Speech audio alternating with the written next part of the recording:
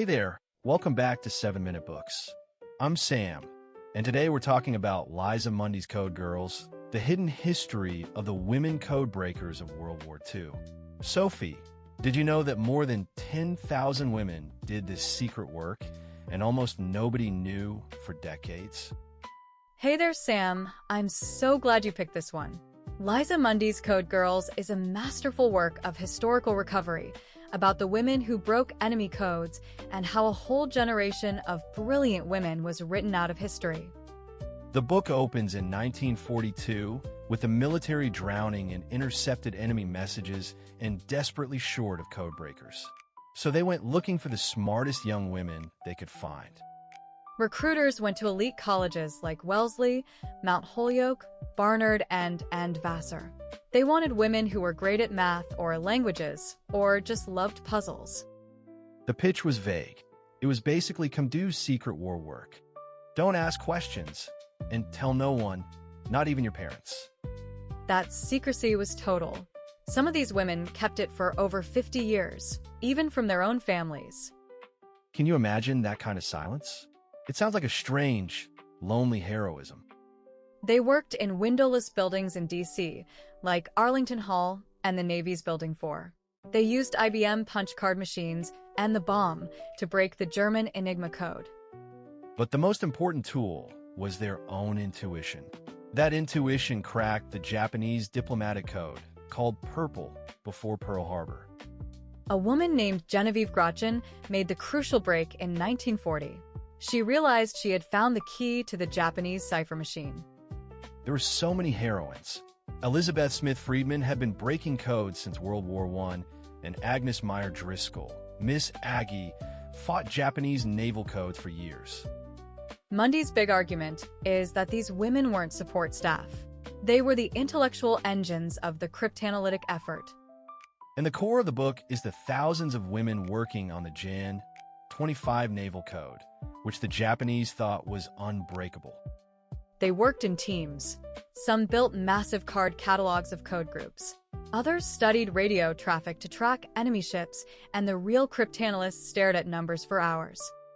They learned to recognize the fingerprints of Japanese code clerks, tiny personal habits in the signals. That pattern recognition helped win the Battle of Midway. The women figured out Yamamoto was planning an attack on Midway, and Nimitz set a trap.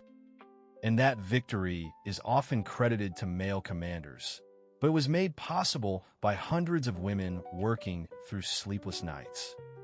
Mundy doesn't hide the cost. The women were paid less than men, denied promotions, and treated with condescension. There's a heartbreaking story about a woman who worked on the code that shot down Yamamoto's plane. She spent her life wondering if she had helped kill a man, and she could never talk about it. That kind of quiet trauma is so easy to miss. After the war, they were sent home and told to forget everything. The military locked their work away, and official histories gave credit to a few men. So their contributions were actively erased. Many never told their children, and they died without recognition. Now here's the twist. The punch card machines and the logic they used were direct ancestors of modern computers. They were, in a sense, the first computer programmers. Yes. They were literally called human computers before the machines existed, and their skills became the foundation of software. So the phone in my pocket owes something to a woman in a windowless room in 1943. Mundy also shows that they were motivated by patriotism and a love of puzzles, not by a desire for fame.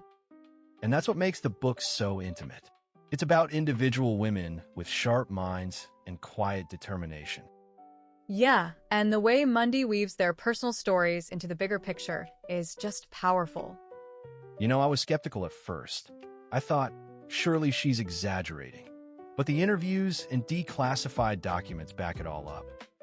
And even the way she describes their nervous exhaustion, it's so vivid. They couldn't sleep. They couldn't share the load. Right? They carried the stress entirely alone. And yet they kept going.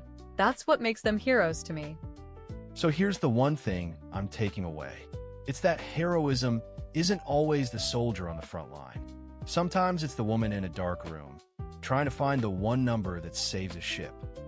And honestly, if you want to go deeper, the whole library's over on 7minutebooks.com/app, with more than 6,000 fiction and nonfiction titles you can read or listen to in any language. It starts at $2.99 a month, $9.99 a year, or $19.99 for lifetime access, and many titles include infographics too.